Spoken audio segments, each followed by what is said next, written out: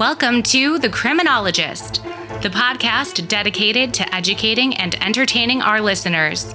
We bring you subject matter experts from around the world and share the latest and greatest evidence-based practices and interventions to help individuals desist from a life of crime and delinquency.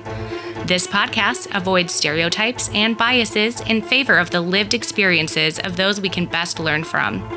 Now, please welcome the host of The Criminologist, Joseph Arvidsson. Hello and welcome to episode 143 of the Criminologist podcast. Happy to have you all with us today.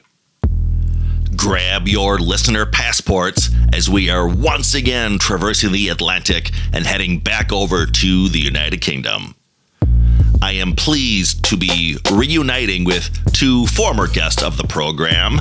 More to the point, I am over the moon as to why I get to catch up with these two friends. Among other things, one of the factors which drives me is the ability and opportunity to bring folks together. If any of you are looking for a good read, I highly recommend the book Tipping Point by Malcolm Gladwell.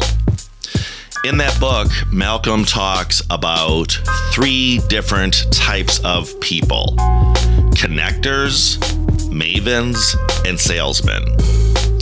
Now, the strength of the connector is that they know and keep in touch with many people. They also tend to associate with other connectors. Because of their rich network of friends and acquaintances, connectors are really trendsetters. The upside of a connector is that he or she is able to create and maintain long-lasting friendships. Now, mavens want to educate, not to sell. Mavens take delight in finding out the next best thing out there. They are interested in new technology. Mavens are the ones on the internet who are the first to investigate new software or a new laptop or mobile phone or, dare I say, new models of reintegration around, for example, desistance from crime. And they don't keep what they find to themselves. They publish articles about their findings, or let their social media friends know what they think, or produce a weekly podcast, for example.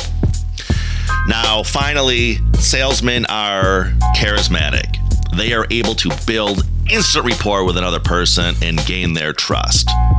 Now, if you're like me, you probably recognize several of these traits in you.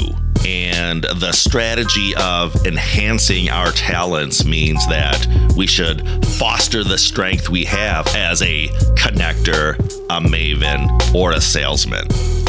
As a connector, we can focus on connecting others with each other, as well as creating groups where people feel at home. As a maven, we can focus on sharing our information with others so that they can benefit from our research. And as a salesman, we can focus on making others happy with our good cheer. Now, what's your experience of being a connector, a maven, or a salesman?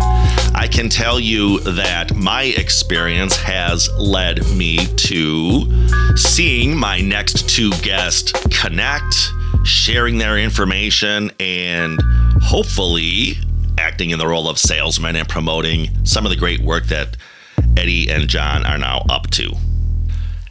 Ed Flanagan has made several prior guest appearances on this podcast. I encourage you to go back and listen to those episodes if you are a newer listener. Eddie is a freelance artist who uses the media of art to digitally describe his life's journey, covering many subjects, including his own journey from and through addictions and also rehabilitation after a long and varied prison life. Eddie is now a prison reformer, striving to guide others in recovery to a healthy life's walk. Ed spent much of his life in England's criminal justice system, and after 20 years of imprisonment and 35 years of addiction, is now a freelance artist behind Ed the Head Flanagan, a YouTube channel, and as you're about to hear, Eddie's up to so much more. John Reed is the director of Tutus Online CIC, based out of Kidderminster, England. John's primary aim in his business life is to assist in the criminal justice arena and to improve the experience for those caught up in it. By interacting with prisoners using music, poetry, small group speaking, and storytelling, he is able to help in two main ways. Firstly, the mental health well-being of the resident is improved by introducing a sense of understanding that the situation they find themselves in can improve and become more positive in the long term. Secondly, the act of forming a relationship with John enables the resident to accept that improvement is possible. John feels that in many people, this improved mental state encourages them to realize the error of their ways and so avoid repeating the experience of the past upon release. John is also known as the storyteller Fellah, so allow me to do John what he does best, tell some stories. Enjoy my recent conversation with John Reed and Ed Flanagan, and I will see you all on the other side.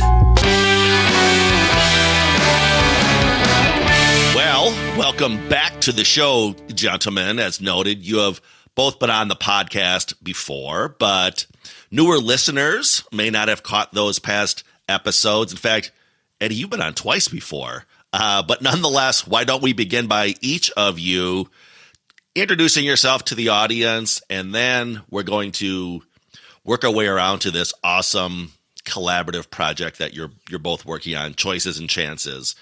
John, why don't you kick us off? Tell our listeners about the journey that you've been on up to meeting our other guest, Ed Flanagan. Yes, certainly will, Joe. And thanks for having me back. Absolutely wonderful. I enjoyed it last time, and I hope it's as good this time, and I hope your listeners enjoy it as well. So my name's John Reed. Most people call me John the Poet or John the Storyteller Fella. And what I've been doing for 6 years now is taking storytelling and poetry, English, all that kind of stuff into prisons. And the purpose is to improve the mental health of the residents of the prison that I'm talking to. So this is, in England, we call this an intervention. So what I'm trying to do is get these guys to tell me what's troubling them and to write it down, either as a story or as a poem, and it gets it out of their head and onto a piece of paper.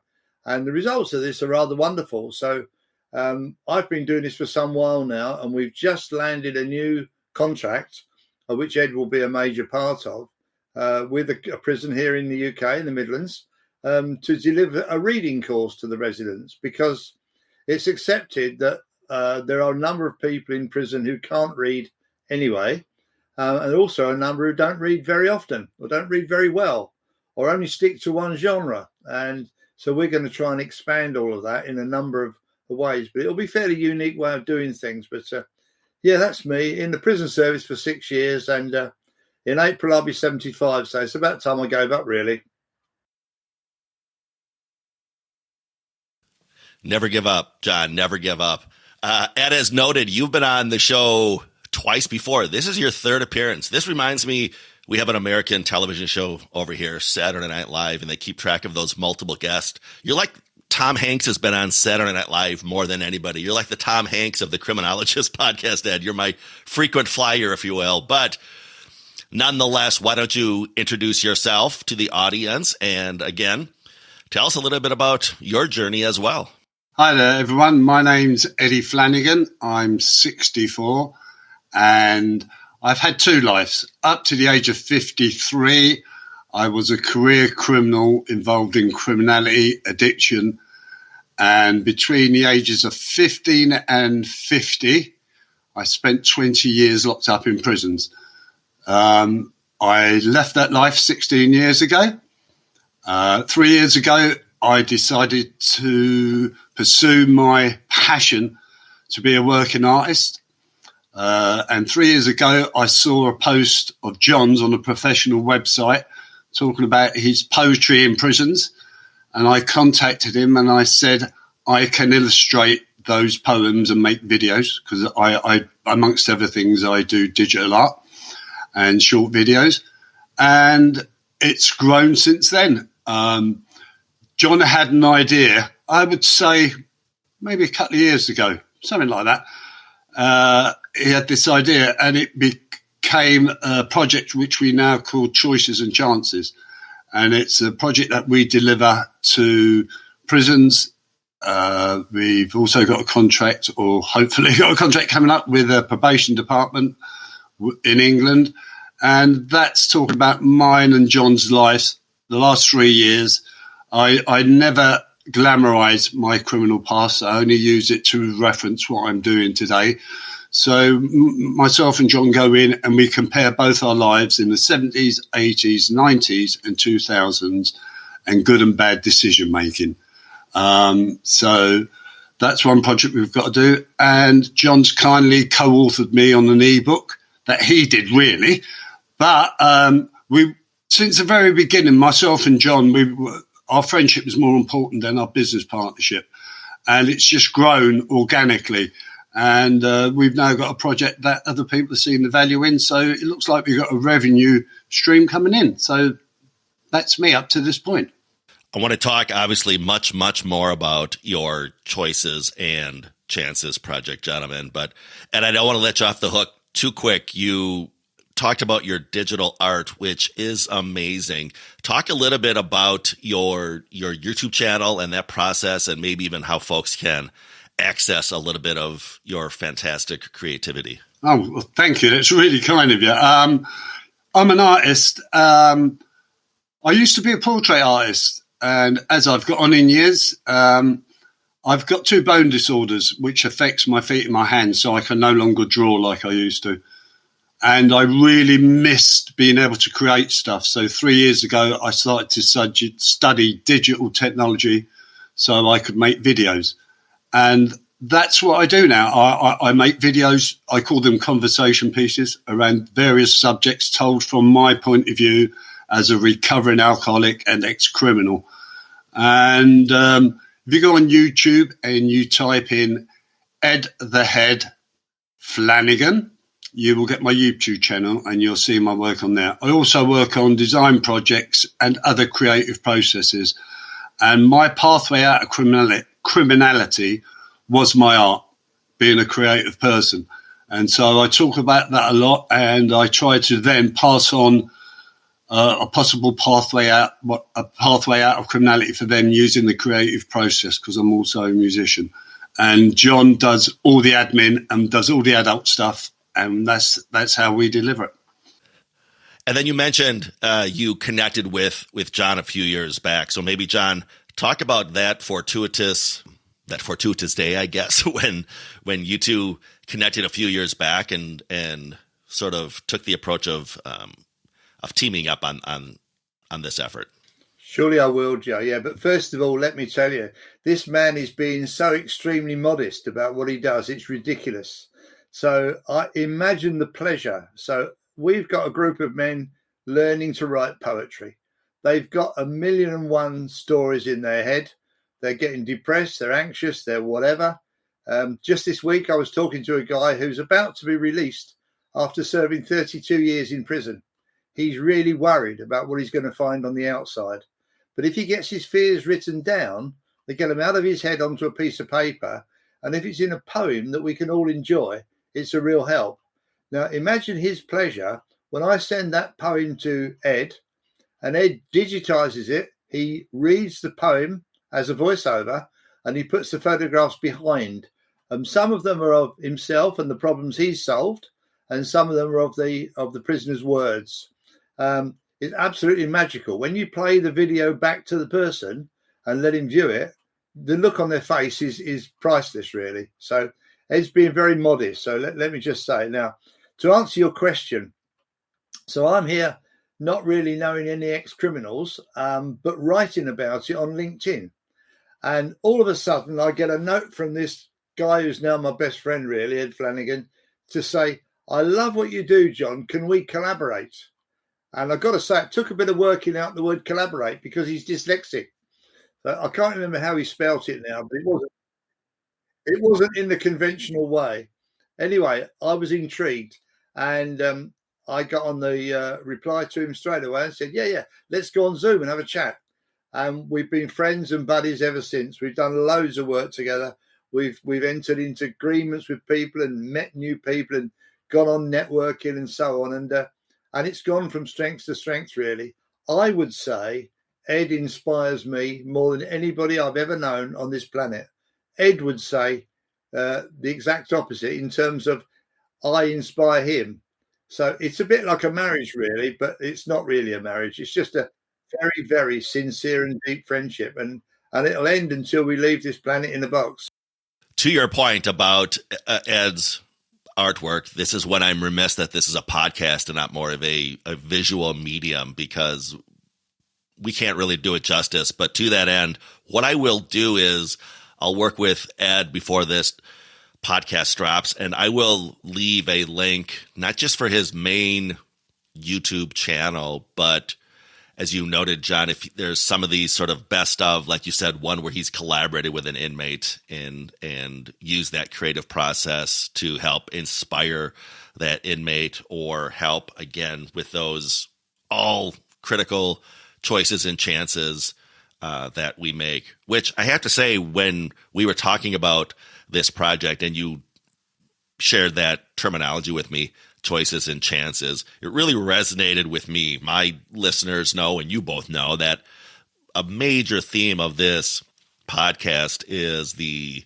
topic of desistance from crime and how individuals desist from crime.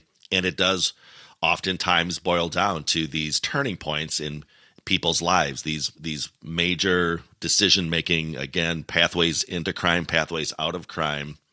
And as you said, you went back and looked at both of yours as a pro-social individual, if you will, John, and as a justice-involved individual, and reviewed those choices and chances over the decades. Maybe give our listeners a glimpse of that to sort of contextualize what you're talking about here with this project. Yeah, I certainly will. I can go back to my childhood, really. When I was 15, I was at school. This was 1963. And most of the people in my class, the top class in the year, were going to stay on and do further exams and probably go on to college and even university. And I would have quite liked to have done that with my friends. But my dad made the choice for me. Dad said, no. We need your income. We need you to earn some money to help the family finances. And what I would say to you, John, is you need a career. So you need to go and be an apprentice and learn a trade. Because in his world, a trade was the ticket to ultimately to a wonderful retirement. And where I am today, I'm not sure I'm ever going to have a retirement, so I haven't saved for it. But as you go through life, you get various opportunities. I mean, the most obvious one is when you find a partner for life, isn't it? You by chance meet somebody that happens into your life. You strike up a relationship. Many of them fail. You send a girl, in my case, in another direction, and you go on to the next one. And eventually you find a lady that wants to be your wife. And so you settle down. And so I've made very many choices in my life based on the chances I've been given. I'm not a religious person, but I do believe in fate. And one of the things that makes me believe in it is Ed's arrival in my life, really. Had Ed not written to me, had he not seen me by chance and made his own choices to write to me, I never would have heard of him. He lives over 100 miles north of me, and we never would have met. And he wasn't in prison when I was visiting prison, so I wouldn't have found him that way. So fate has driven us together, really. But if you start talking to people incarcerated and start asking them, well, how did you get to this place in your life? You haven't booked in here. It's not a hotel, is it? You're here as a punishment. So what have you done to get in here? And invariably, you'll get a story about a troubled childhood, an addiction, maybe, abuse from parents or friends. And anger management went wrong and you killed somebody. Loads and loads of reasons for people being in prison. But it all comes down to the choices they make. Nobody forces you to kill somebody else. Nobody forces you to abuse people. Nobody forces you to rob a bank. You have to make the choice not to do it. And so this idea came into my head, as Ed says, a while ago now. And the more I thought about it, the more I thought, well, do you know what? The best thing to do is to write a book. And so I did. And I sent it off to Ed. And some of the facts on it that I could glean about Ed's life were not correct. So he edited them and sent it back to me. And eventually we got this book. And the idea was that we would print it out. And every time we did a presentation, we'd run off a load of copies for the audience so they could take the book away with them. We weren't looking to make a profit from the book. However, only today we've made the decision to print this book and to give it away for free. So once it's e-published, which, give us 10 days or so, it will be, it'll be freely available and your listeners can download it and read it and they can hear the story. Read the story, sorry. If they should want us to come to America and perform it, of course we will. We've got some experience with that. But that's not the major aim of it. The major aim is to show people that life is full of choices from the chances you're given. And if you make the right ones, and some of mine have been right, and some of Ed's have been wrong. But if you make more correct ones than bad ones, then life finishes up better than it started. I couldn't help but thinking, John, as you were speaking, that a lot of what I do on this program is try to address some of the misconceptions and biases people have towards justice-involved individuals and break down that sort of us versus they mentality. And I loved when you said it, and it caught me that when you were building that relationship with Ed, a lot of this was really about perspective taking. I think whether they're actual criminal justice practitioners, politicians, legislators, or even the general public, the community, there's so much value in perspective taking and understanding, as you articulated, those decisions and those pathways into crime. I often say on this show, nobody in the first year of primary school or elementary school, as we call it over here, when the teacher asks, what do you want to be when you grow up, John? Or what do you want to be when you grow up, Ed? Nobody raises their hand and says, I want to be a career criminal. I want to be an inmate.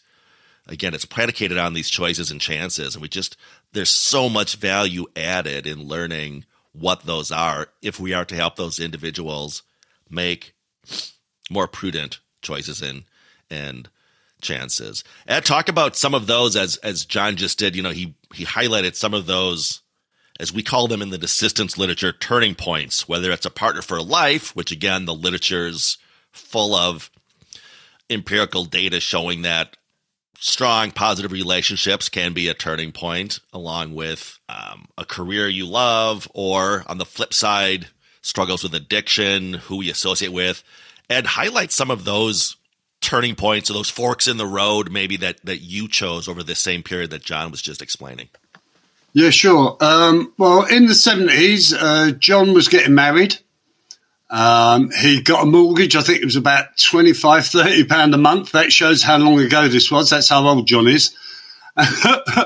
And in the 70s, for me, I was 16 in 1974. So in 1971, John comes from a stable background. His mother and father were present at home, and he was born into a nice environment. I was born into a nice environment, but unfortunately my father wasn't around. I'm one of 9 children, and my mother struggled financially to raise us. So at the age of 11, I went out to work, and I worked evenings, weekends, and eventually full-time, virtually, in a corner shop by a guy who I looked upon as a surrogate father. And he started to sexually abuse me when I was 11. So by the time I was 13, 14, when John was getting married and taken on a mortgage, I'd never told anybody until I was 60 years of age about this abuse. So at the age of 13, I burnt his premises down so he could no longer abuse me, and more importantly, at the time, anybody else, especially my younger siblings, because I knew he was a predator.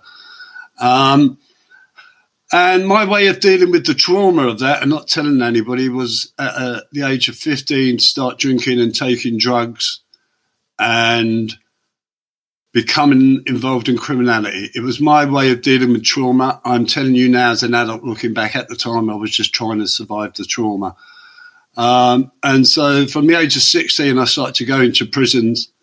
And prisons in the early 70s in England, we had things called detention centres. They banned them in the end because they were so brutal. And I went there for 3 months, followed by a year in a ball store where I was brutalised again. So all I'd ever known really from adults up to the age of 16 and going into prisons was adults. Let me get this straight. I'm one of 9 children. I had an amazing mum. I've got amazing brothers and sisters. I've laid to rest 6 of them in my lifetime, so and all of that stuff.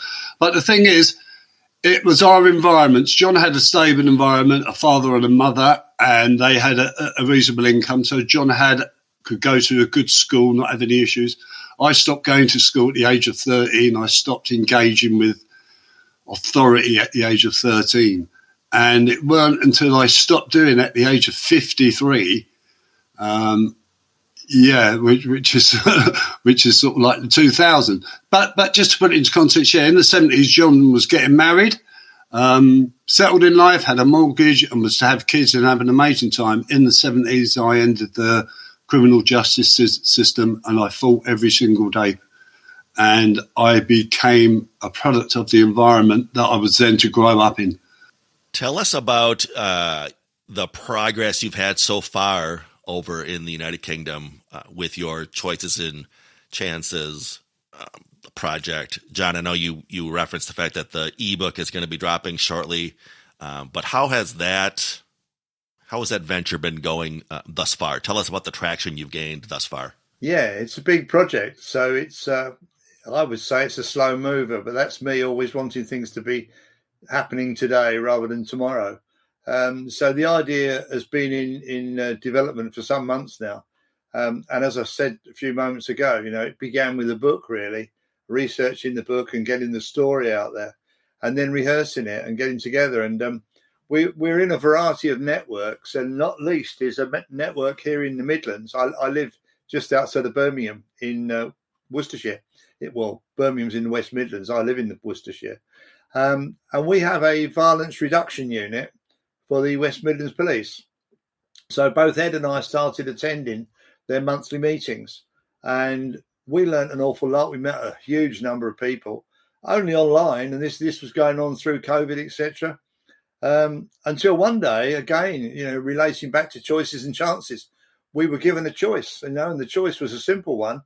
We're going to run a weekly show, a 1 week show, to showcase our members' efforts and what people might be interested in the future.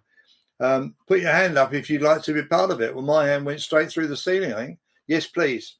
So to give you an idea, that the network is normally as maybe 250, 300 people. And on an average monthly meeting, perhaps a quarter of them would turn up. So we put in for it, and hey presto, we got given 9 o'clock on a Monday morning. And I thought, oh, God, we've got the short straw here. Who's going to listen? So Ed and me practiced and rehearsed and did it all over many times, and went to bed Sunday night with a clear idea in our mind as to what we would do. Monday morning came, we were online half an hour before, and gradually people started filtering in, as they do. You're probably aware yourself, until it was time to start. And by the time we started, there was 196 people logged in. Well, nobody was more surprised than us. We honestly thought if we got 20 people, we'd be doing well. And it was through the team system, and people were sending messages and doing all the things, And then we started getting messages afterwards. So we knew that we were onto something. We knew that we were touching a nerve, and we knew that the sooner we got out in front of a live audience, the better. Much as these were live, they were only on the TV. And since then, I've been taking it as part of my poetry course in prison. So I've got the men discussing between themselves what their own life's choices were made from and what the chances of success were, either from a criminal background or family or whatever. and writing poetry about it. And we've got some wonderful poems that come from people who recognise they've made the wrong choice. They shouldn't have done what they did. And, well, of course, they've wanted to know, well, why have you chosen to ask us to write poems on choices and chances? And I've explained about the presentation. I've performed bits of it in front of them on my own, and we've taken it from there. And then right out of the blue this week, we got a letter from, an email, I should say, from a lady who heads up the probation service here in the Midlands, who would like us to go and join in with their plans. Now, they've got this, they all talk in acronyms, don't they? So I can't remember what the acronym is now, but it's basically, can you help the people that are in our care? And what we're about with this presentation is we're about saying to people, look, if you're considering criminality, this is the way it's going to go. You know, I'm not God. I haven't lived a life where everything I've done has been absolutely above board and legal, but I've never been to prison. So some would say, well, you've never been caught, John, have you? That's all it is. And there might be some strength in that. Ed, of course, is the opposite side. Without painting him as a naughty boy, you know, he's been banged up for a number of years, as he's readily admit to. So I've done something right. He's done something wrong. So standing in front of an audience, we found, makes them focus on their own background and think to themselves, what have we done? So the idea is that in front of an audience of, well, we started off thinking 14 to 21. I've now worked around that, really. I now think that it's probably good at any age, especially people in prison that are first-time offenders. Because first-time offenders tend to be people who thought they'd never get caught. They thought, you know, we've never been caught up to now, so why would we be caught now? And then suddenly they are. And I'm sure the problem you've got in America is the same as we've got here. You know, when times get hard, they have to look around. So it might begin with a bit of shoplifting, but it very soon develops. So the idea is to get into their brain a different way of thinking. How's it gone so far? It's gone very well received. Lots of feedback from prisoners and interested people in the probation service and the prison service to say, keep going, John, keep going, Ed. This is a very worthwhile project. And pretty soon we'll monetize it, but we're not there yet. I like to stay on the cutting edge. I like to think of what works in corrections and reintegration and always sort of push that envelope, if you will. And I can tell you both that what we're seeing in the research is the value added of having someone with those lived experiences, someone like Ed, communicating with those justice-involved individuals. I can talk to them as the ivory tower egghead about cognitive thinking interventions and risky behavior. And again, everything that the literature shows works, but Ed brings to it that extra layer of, I guess, authenticity, if you will, or something that we're seeing resonates more. And again, there's really value added in sharing those lived experiences. So I can tell you both, you are right on the cutting edge of what the researchers are now saying. Okay, academics, policymakers, practitioners, trainers, Joe, this is what you need to start incorporating into your sort of full court press of what works and sharing that perspective on top of all the other research-driven stuff that you do.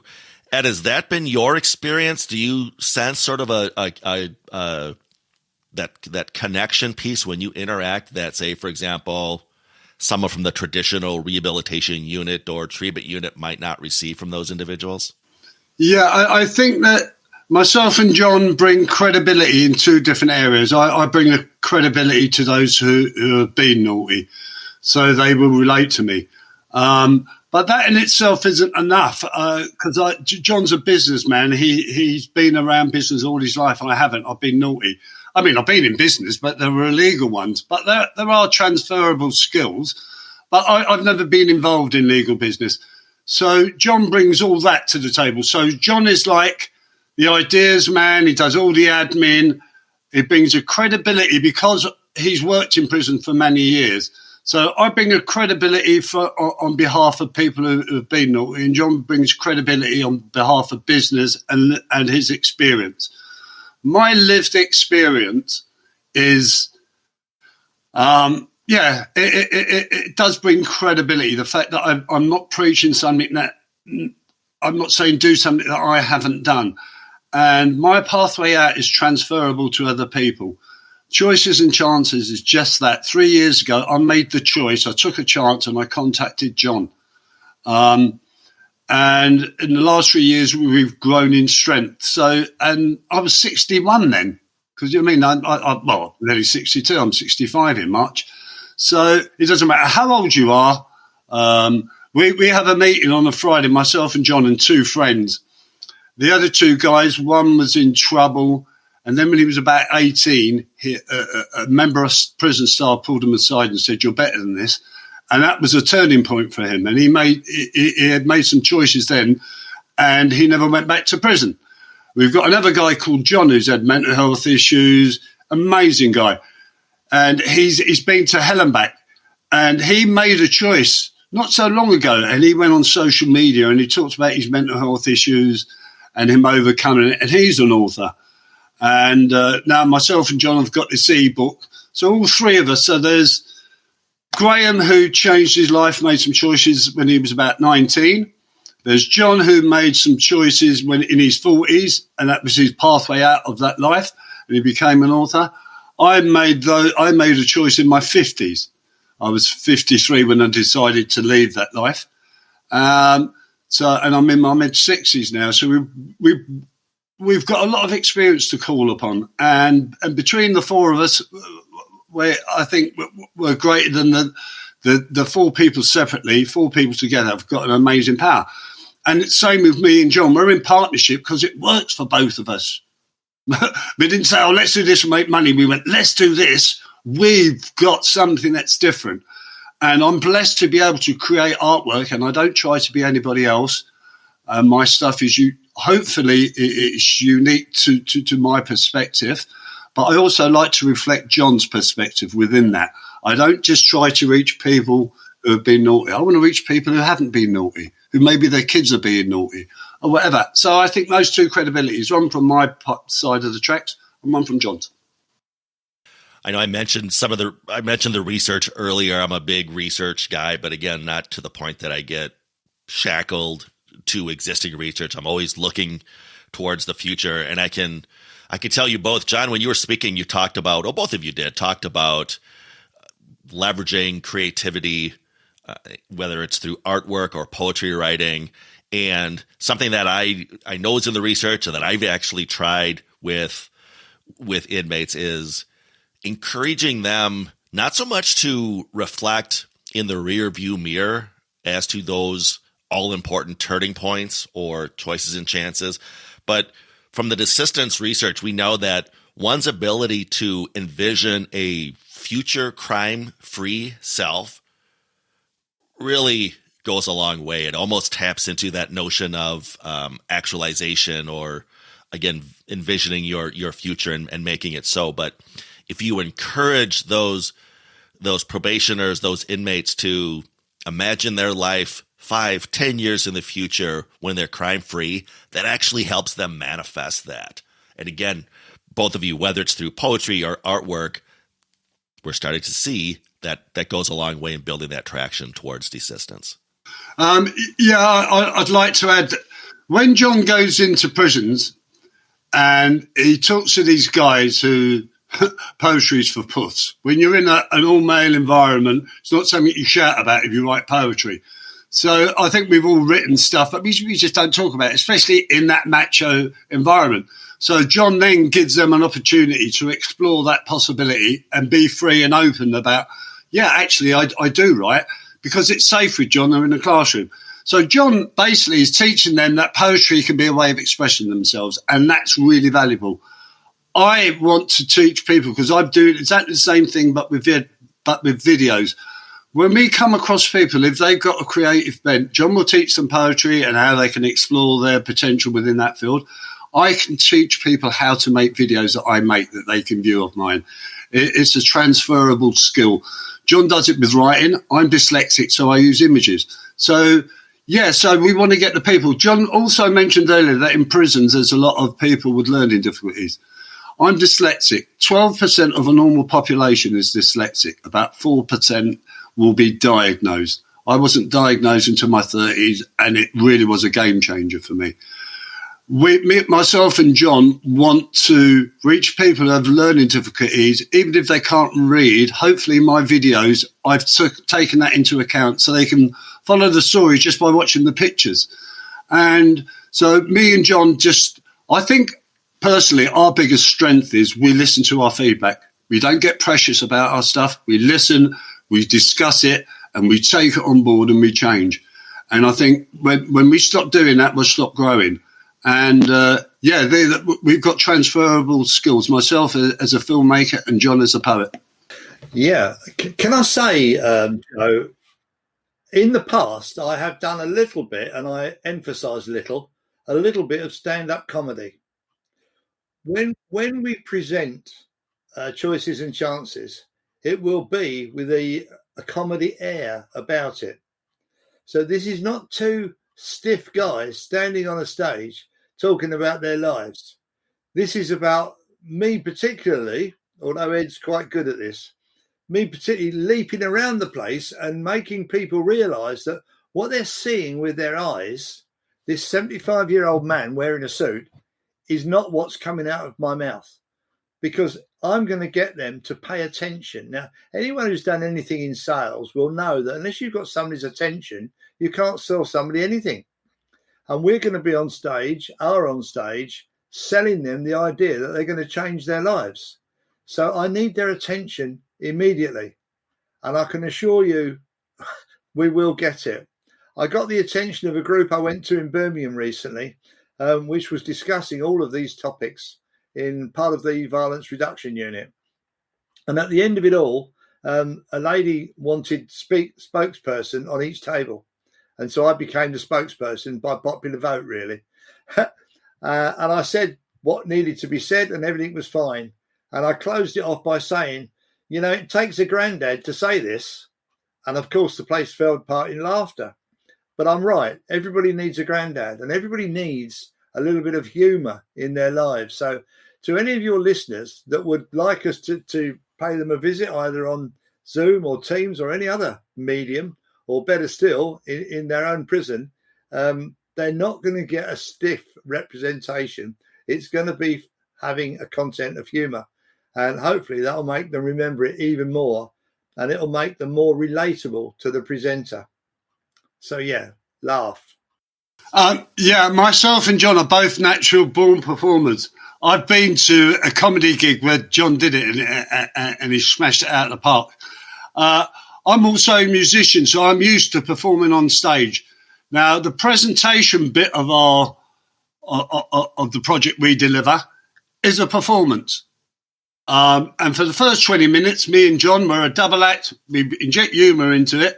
Once we've done that and the audience then become involved, it's no longer a performance. We then get on to the serious stuff.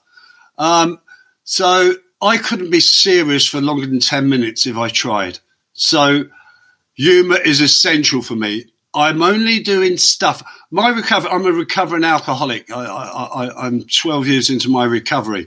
I don't do anything that makes my life or bring anything that's vexatious to my spirit into anything I do. If it's not fun, I'm not doing it. But it's got a serious point. So the humour is where it needs to be for us to connect. But then I'm brutally honest about some of my stuff. I do it in a respectful way and it's politically correct. And I'm as honest as I am because I want people to be not shocked by my honesty, but it is brutal. I've lived a brutal life. I was in a brutal environment for many years. Now, that doesn't mean to say that I'm going to talk about violence. That's not what I'm about. That's not what it's about. But I also need to... I've got an amazing life now. 13 years ago, I was blind in one eye, nearly blind in the other. I had hardly any teeth left. I'm 6'2". I was just over 10 stone and I was dying. So that's where addiction and that thing. So I never glamorise where I've come from. I joke about stuff because it's part of our delivery, but we talk about serious issues. But I find that The reason I make my videos are about really sensitive subjects, child abuse, which I've encountered, and I'm no longer a victim of it. I'm dyslexic, I've overcome that, institutionalizations and stuff. Now, they are serious subjects, but I broach them in a way that's engaging and entertaining, because that's the way you deliver stuff like that. You can't be too serious about sexual abuse unless you're talking specifically to a group about sexual abuse. But we don't want to go in schools and traumatize people by talking about horrendous stuff. So we put into context. I think that's important, that I'm honest enough to say where it will take you. And then the credibility bit is that I no longer do that. So, yeah. John, you referenced expanding your audience, and I, of course, can leave any links or websites or email address in the description of this podcast. But if you'd like to share right now, what's the best way if there's a prison warden or a probation and parole director who even would like to reach out and talk to you a little bit about choices and chances? What's the best way for them to do that? In the UK, every prison we have has a person in charge of reducing reoffending. He's the man. He's the one to talk to, because everybody else is doing their job, but their job is not to reduce reoffending. Their job, especially as we are at the moment, is our prisons are operating like warehouses. There's not a lot of rehabilitation going on.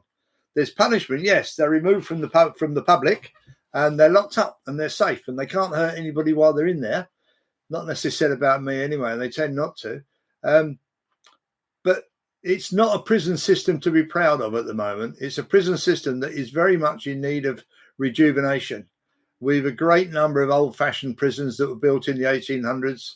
The very first one I ever went in was Leicester Prison, and the governor there gave me a tour of the prison and showed me where they used to do the public hangings, of something that he wasn't very proud of, and nor should we be. So I would say if we're talking America, the version of the guy in your correction centres that is intended to reduce people going through the gate, staying out for a week and then coming back, he is head of reducing reoffending. He's the man. I've got a website. It's called John the Poet, and you can look that up on Google. And also, I'm sure you can give people links, and I can as well. There's no problem whatsoever in finding me. I'm also very active on LinkedIn. Yeah, I'll share those links. And as noted, I know all three of us, you, myself, and Ed, are very active on LinkedIn. So easy for my listeners to reach out to you both. As I like to ask my guest, in the spirit of being forward-focused and goal-oriented, let's practice what we preach here. Let's imagine you're both back on the show, or in a year or two, let's say. What do you envision we may be chatting about over our tea? I once went to a sales meeting where the guy got everybody in the audience to stand up and put their arm out in front of them, and then with their index finger point back at their head, and then pretend that they're standing on their finger and looking at their head that knows what's happened in the last 12 months. And you're asking the same question. So the answer is a very simple one. We want to expand what we're doing for the benefit of people that would engage with us and would therefore gain some advantage from listening to what we're saying. If we only worked with one prison, and that prison turned around and said, we've got less people coming back through the gate now than we had a year ago, to me, that would be a success. What about you, Ed? Look into your crystal ball, best case scenario, aim high. What do you see us talking about when you're back on the show in a couple of years? We'll be talking about the hard book edition of our book, Choices and Chances. About 18 months ago, when I did my first podcast with you, Joe, you said, what do you see yourself doing in 5 years' time? And this is before I had the relationship with John and we knew where I was going. And I said to be making videos and films under my own company name. Now, thanks to my friend, I have my own company. We've got work coming in. I want to get better as an artist because my passion in life is creating new artwork. I love what I do. I'm in love with it. And the second thing I love doing is teaching other people. And now I hope to be doing exactly what we're doing now, just working with people and growing our company and as an artist, I want to be making documentaries in a couple of years' time with my own film company. Yeah. Thank you so much for that callback. And I forgot I had asked you that question the first time you were on the show. And again, manifesting your own future. Voila, here we are now. I'd just like to put in a proviso, because it's my third podcast, I think we'll have to renegotiate my fee. Will do. Can I add to this, Joe? Ed is one of the founder members of the Flat Earth Society. Ed has never been out of the United Kingdom. Ed doesn't even have a passport. So what we've done, we've got the application form in the knowledge that sooner or later we're going to take this message somewhere. So I'm rather hopeful that somebody in America would like to see this character, and I can hold his hand and bring him over in one of those, I don't know what they call them now, Joe, but they've got wings and, they fly. And Ed's only ever seen one at an airport. The three of us are going to make this dream happen and get Ed Flanagan over on American soil, or at least, as you pointed out, John, on this thing with wings that we call jet aircraft. That's exactly. That's it. I'd like to leave you with a saying that is becoming a mantra for me. Show me your friends and I show you your future. So I'd like to thank both of you, my friends, for helping us raise our profile. And I love talking to you for so many reasons, but one of them is that, again, I spend so much of my time with research articles and textbooks and talking to so-called subject matter experts. But when I talk to you, again, it's a validation of everything that I've researched. And again, you just mentioned your mantra around "show me your friends, I'll show you your future." And again, that's just so abundant in the research about what we call social capital and the importance of the circles we run in. But it's much more rewarding to talk to you than to cite a research article saying the importance of one's social capital and this distance from crime. So again, I just love it, and I just love it. Gentlemen, this has been a rewarding conversation for me. I hope it was for you as well. As noted, I will leave links in the description of this episode to reach John and Ed, and again, some of those great YouTube videos we referenced, and maybe even a link to the ebook that's out now. We'll take a look at that as well. Gentlemen, thank you both. I can't thank you enough for being back on the program. Thank you, Joe. Absolute delight. Bless you. Such a treat for me to reunite with my friends John and Ed over in England. I encourage you to check out the informative links, which I have embedded within the episode description of this podcast, to learn all about their Choices and Chances project, and of course, the amazing videos that Ed Flanagan produces as well.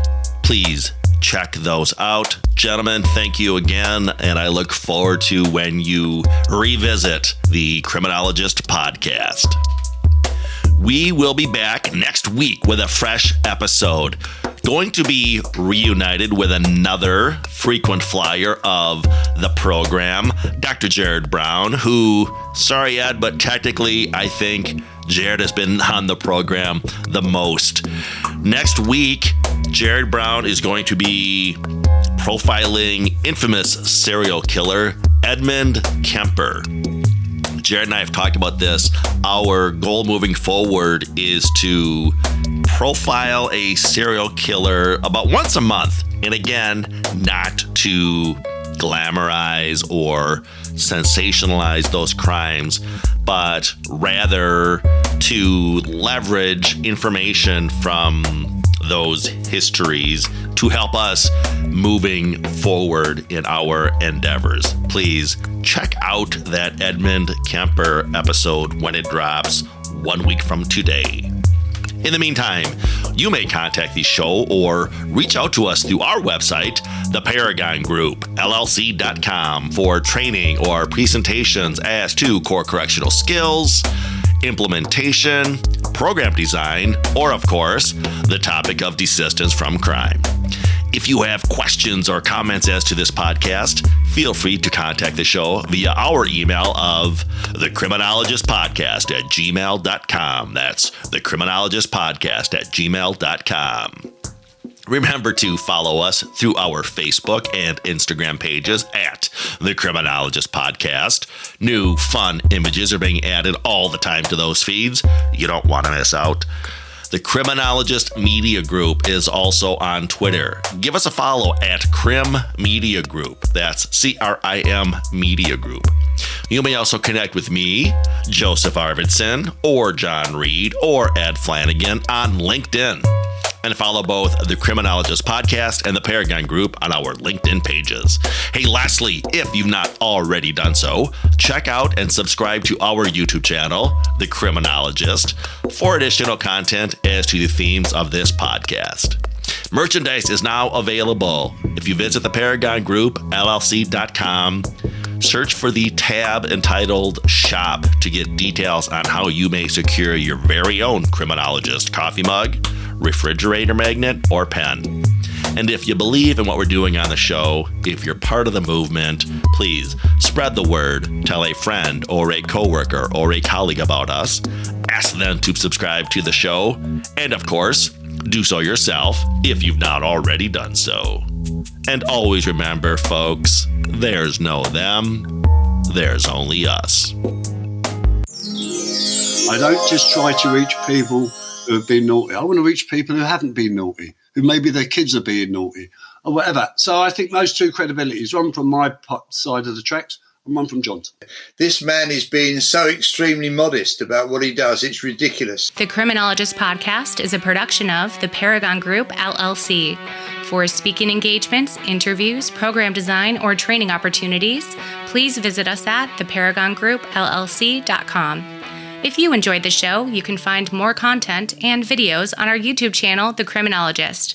Don't forget to like and subscribe. Both the Criminologist Podcast and the Criminologist channel are brought to you by the Criminologist Media Group. Be sure to give us a 5-star review, and thanks for listening.